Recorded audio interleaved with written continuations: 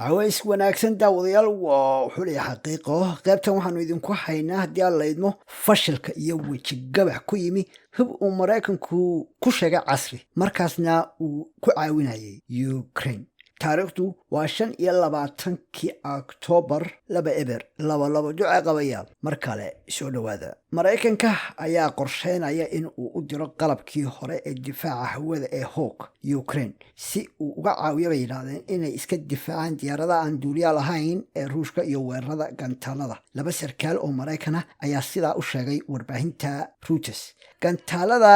kahortaga ama interceptors Hawk waxa ay u noqon doonaan casriyeyn lagu sameeyay nidaamka gantaalada Stinger oo ah hab ka yar oo ka gaaban habka difaaca hawada kaas oo uu Maraykanku mar hore u diray saaxiibadooda Kiev si ay u xoojiyaan difaaca Ukraine maamulka Biden ayaa wareejinaya qalabka Hawk kaas oo ku saleysan tiknoolajiyada hirgashay waqtigii ay ku jireen dagaalkii Vietnam 60meeyadii laakiin dhowr jeer la cusboonaysiiyay Kiev waxay ka codsatay Maraykanka inuu si dhaqso ah ugu wareejiyo adeegyada difaaca keedka iyagoo aan helin ogolaanshaha Congress-ka Maraykanka si looga jawaabo bay yiraahdeen xaalad degdeg ah warbaahinta waxaa laga qariyay tirada iyo habka gantaaladan uu Maraykanku ugu wareejinayo kadib markii aqalka cad uu diiday inay arrintan faalo ka bixiyaan nidaamka Hawk waa kii ka horeeyay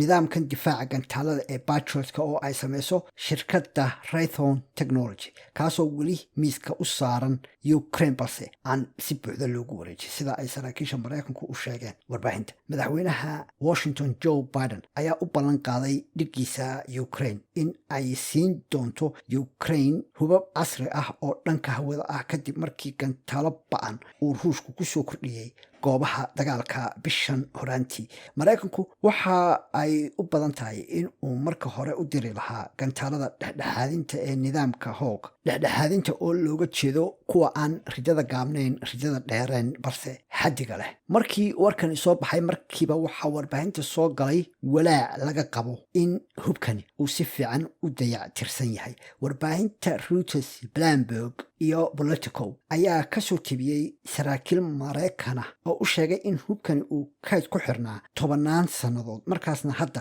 aanay hubin sida uu u anfici doono Ukraine maadaama aan wax dayactira muddadaas lagu samaynin arrintan ayaa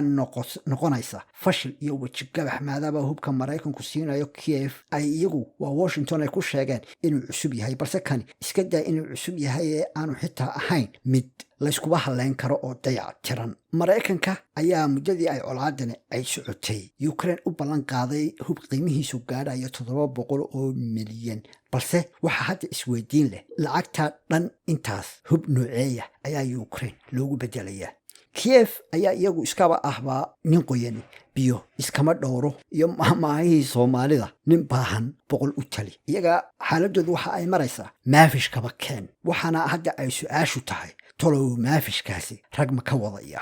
waayahay daawadayaal xogta aanu idinka hayno hubkaas iyo fashilkaas waa naga intaas dabcan waxaanu idinka codsanaynaa markasta inaad nala joogtaan barnaamijkana aad la wadaagtaan asxaabtiina si aad uga qayb qaadataan hore marka Alool Media TV